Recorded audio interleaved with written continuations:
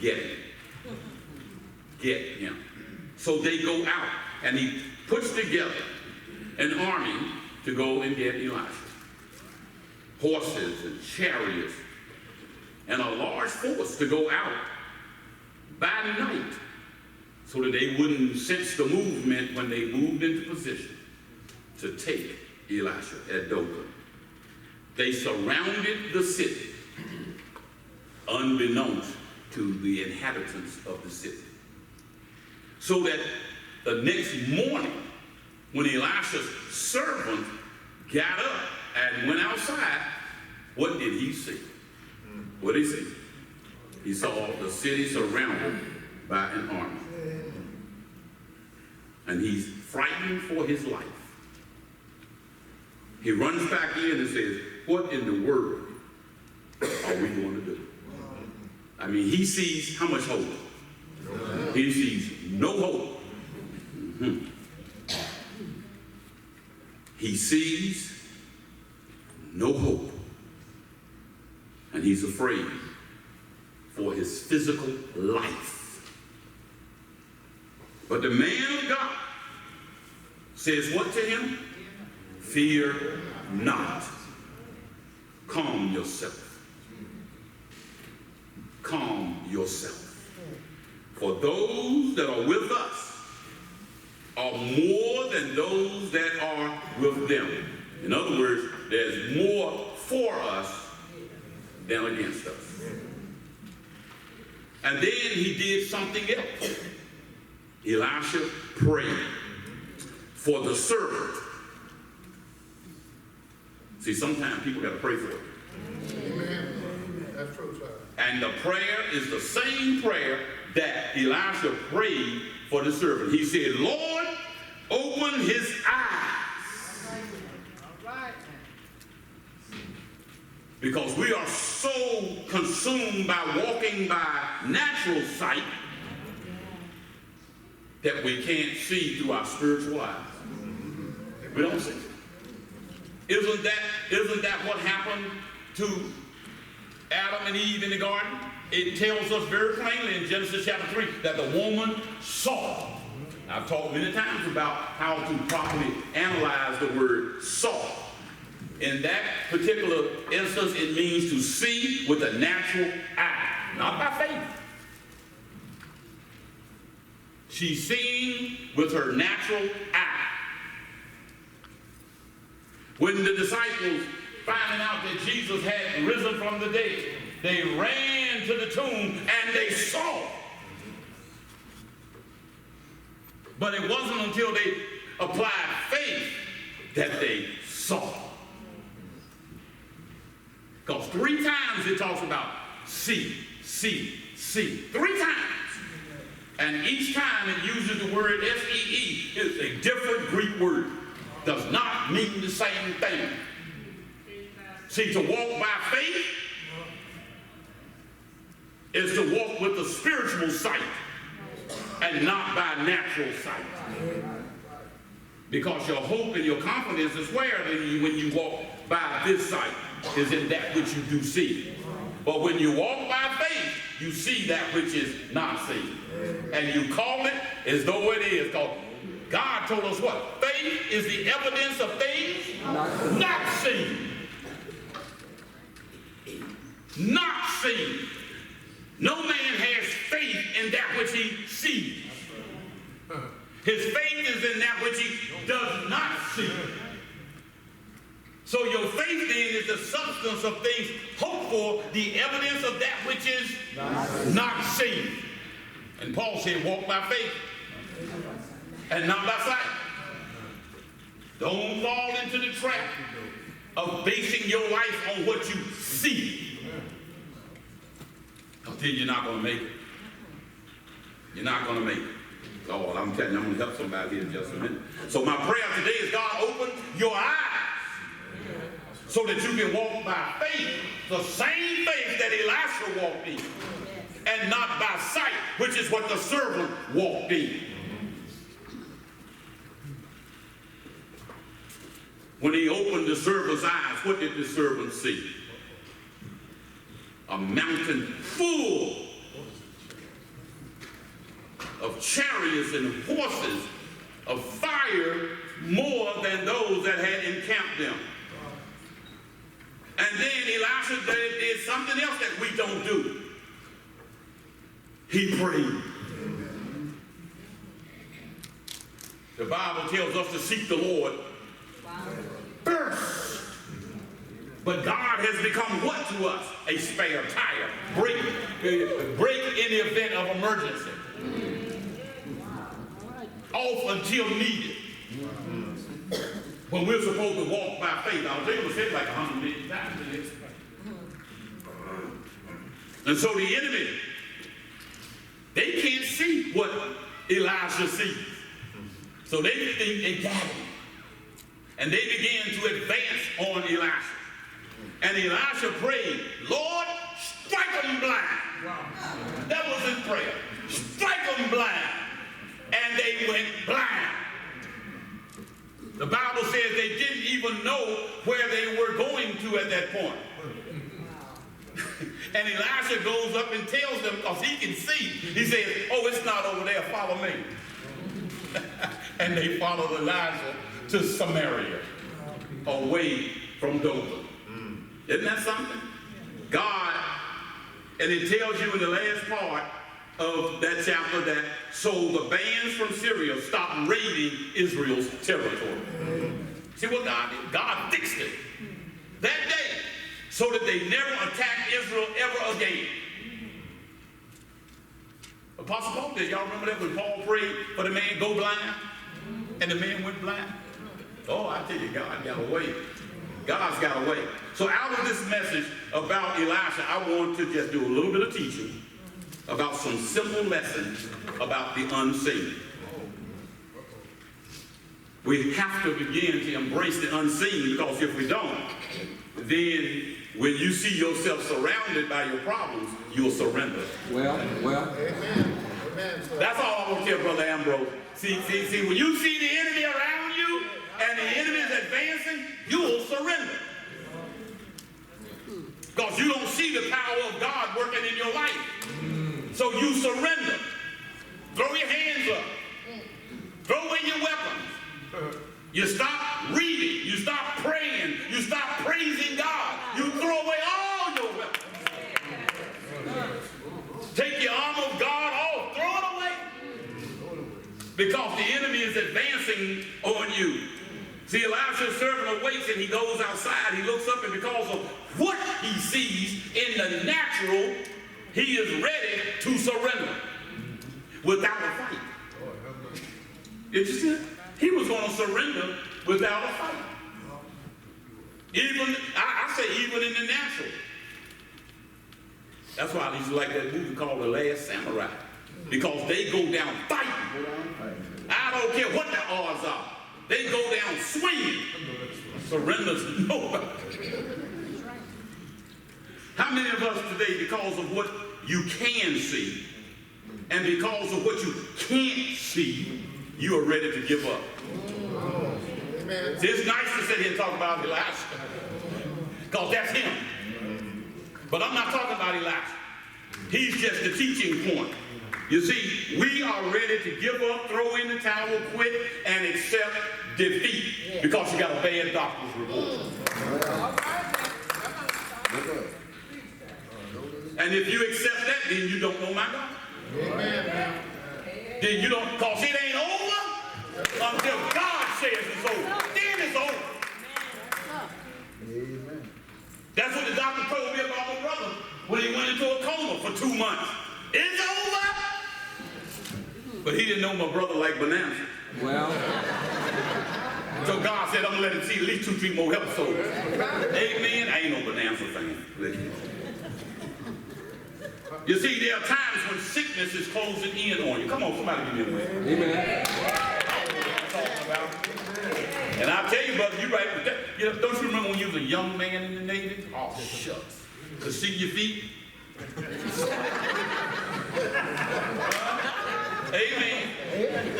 Now to see, I don't have to kind of leak. I ain't gonna tell you all that leak. I was looking at Family Feud the other day. You know what the question was? They said they surveyed 100 married women. And they asked him, how many inches are your husband's stomach over his belly? That was the question. Wow. I said, well, I'm going to give him the answer. I looked at it. What is 2 inches? Notice I didn't say no inches. I didn't, because I didn't know. But the number one answer was, what is 1 inch? I said, they newlyweds. They newlyweds, y'all. Keep on living, keep on loving, brother. God is good. So you begin to feel that hopelessness is tightening its grip on you. Yeah.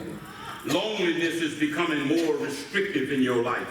Lack is looming. The impossible has imprisoned you, surrounded you, encompassed you, and enclosed you. You find yourself struggling to breathe at times, and even harder to believe in Jesus. If we don't see the unseen, then like the servant, you are ready to surrender. Because you don't see the hand of God. You're ready to throw in the towel. However, this morning, I just want to encourage you to open your eyes. See the unseen. It's time to recognize, hear me now, that what has surrounded you is in fact surrounded by God. You got to understand. Just because you see this huge force around you, open your eyes and look at how much more has surrounded your enemy. God said, I'm going to own this thing. This is an opportunity for God to demonstrate that there are more for us than against us. My favorite scripture in the whole Bible, Romans 8:31. What then shall we say to these things? If God be for us, who can be against us? He didn't say what can be against us. He said, no weapon formed by them can ever prosper against you. Because I am greater. Greater is he that is in me than all that comes against me in this world. I'm trying to help somebody. I'm trying to help somebody this morning. You see, sometimes we fail to focus. And our failure to focus leads to fear. When you lose sight of what happened to Peter as soon as he stopped looking at Jesus on the water? Where was his focus? Why did he sink? Because he was more concerned about the winds and the waves than he was about God who was standing in front of him. All the devil had to do was change what he concentrated on. You're supposed to wake up every morning according to the scriptures with your mind stayed on. So we wake up every morning, your mind is everywhere, all over the place. Breaking news. Win, lose, or draw. If God is willing, there's going to be another World Series. Amen. Did you know that? So you don't need to think whether the Nats win or lose or the Astros win or lose. If God is willing, the Dodgers will be in the next year. Oh, I'm sorry. Help me, Jesus. I said call that which is not as though it is.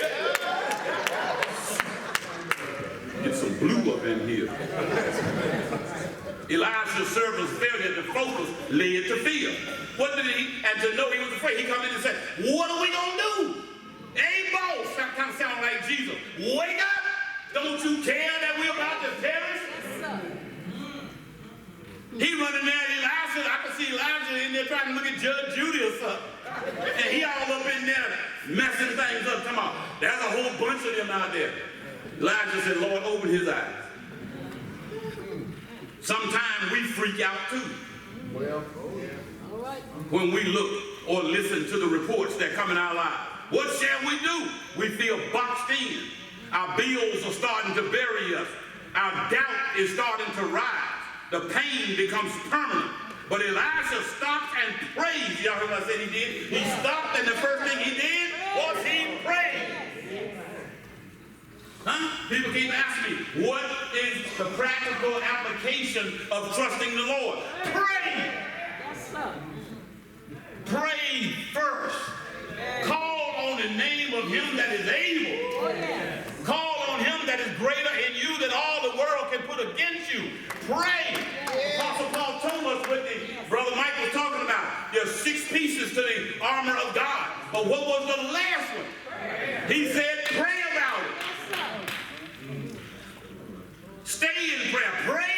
ready without ceasing. In military terms, you know what that means? Even though you have the finest military assembled and the finest weapons, always stay in what? Communication. Because in such time that you need help, all you got to do is say, hey y'all, this is me, get some help up in here, get some choppers up in here, these boys are hurt. So you always stay in communication with your higher. Because your higher has access to resources that you don't have to you. You don't have helicopters accessible to you. You don't have jets accessible to you. But the one above you does. So you call it, hey y'all. And they can send jets in there. They can send strategic missiles in there. Assets that are not available to you at your level. See, down at the company level, all you have is a rifle. But guess what? But what makes us so powerful is we have access to resources above us. So we call them and say, hey, need some help up in here. So I don't care how well you are trained and equipped, stay in touch. Amen. Amen. Stay in touch. That's a natural application of no matter what you do, pray. Pray. Because the one above you have access to resources that you have never seen. Just as he did in Elijah's and the servant's life that day. God dispatched an army of angels. And it was far more of them than it was of those who were going to come against them. Great God from time. Can't you see God opening up the Red Sea? Yeah, boy, just get on across there, huh? Can't you see yourself hungry in the wilderness and all of a sudden bread just appears and a cool drink of water? Oh, Lord, I tell you, God would have had me right then and there. He wouldn't have had to do anything else. I started seeing things happening like that. There must be a God somewhere. I'm telling you. We just need to open our eyes. We got to pray and not let fear win. We need to be reminded that he that dwelleth in the secret place of the Most High shall abide under the shadow of the Almighty. I will say of the Lord, he is my refuge and my fortress. My God, in him will I trust. I'm trusting in the unseen. That's right. God rescues you from hidden traps, shields you from deadly hazards. His outstretched arms protect you. Under them you'll find safety. His arms fend off all harm. Fear nothing. Nothing. Fear nothing. Because God is able. I'm talking about everything that could come in your life. You will stand untouched.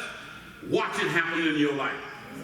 Because God's your refuge. The high God, your very own, becomes your home. Evil can't touch you. Harm can't get through the door. God has ordered his angels, which are unseen, to guard you and to protect you and to watch over you and to care for you. If you stumble, your angel will catch you. I'm telling you, your job is to keep from falling. God says you can walk and no harm will ever come to you. Our God. Failure to focus can lead to leaning on your own understanding.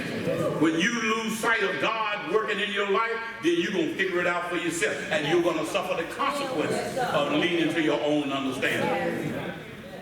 Just because Elisha's servant couldn't see, then he begins to doubt. And he comes to Elijah and says, what are we? I don't know about you, but he would have come to me and said, I would have told him, I was a single birth. What you mean we? Ain't no we, because my faith is in him.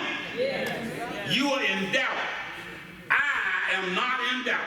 I want you to go outside, servant, and look again. We don't have to do what? Anything. We don't have to lean to our own understanding. We don't have to try to work it out. All you have to do is open your eyes, for the weapons of our warfare are not natural, but mighty to the pulling down of strongholds. Not, he said, by might, nor by power, but by my spirit, says the Lord of hosts. God said, I got this thing. We are going to stand here. And I want you to see, servant, what is surrounding our surrounders. And he looked again and he saw it. He said, don't let your lack of sight cause you to take matters into your own hands. Don't let your lack of sight cause you to go out there and take matters in your own hands. Trust in the Lord, he said. I'm your God. I am your refuge. I just need you to open your eyes and let me work in your life. Let me step in. But we leave no room for God in these matters. God says, I want you to quit fighting. Because when you fight by yourself. But when you are in me, open your eyes and see. That's why it's also important to note that the servant couldn't see without Elisha praying for him. So sometimes, see, that's why you got to have yourself a prayer warrior. You got to have somebody to help steady you when you find yourself surrounded. Huh? We take counsel from the wrong people. The servant turned to the man of God. And the man of God prayed and said, now go look. Huh? We want to go out here and trust in all the things except those who also trust in the Lord. Paul said, come out from among them. You need to involve in your life people that you know. The Bible says very plainly, when you find yourself overwhelmed, call for the elders. And what are they going to do? Pray. When you find yourself in over your head, call for the elders. And when you get your doctor's report, call for the elders. I tell you, when you lose your job, call for the elders. I don't care what's going on in your life. Lay it on the altar and call on him that is able. And I tell you, God is going to busy himself. I tell people, when you pray, God will move heaven and earth to get involved in your life. God said, you don't mess with my children like that. You don't know who you are. You don't love so ever love is mine. You better back up. You better come to yourself, devil. That's my child. Now y'all know, y'all understand that. Because my mom and daddy had 7 children. And if you mess with us, you mess with my mama. You better, mama come out there quick and tell you, boy,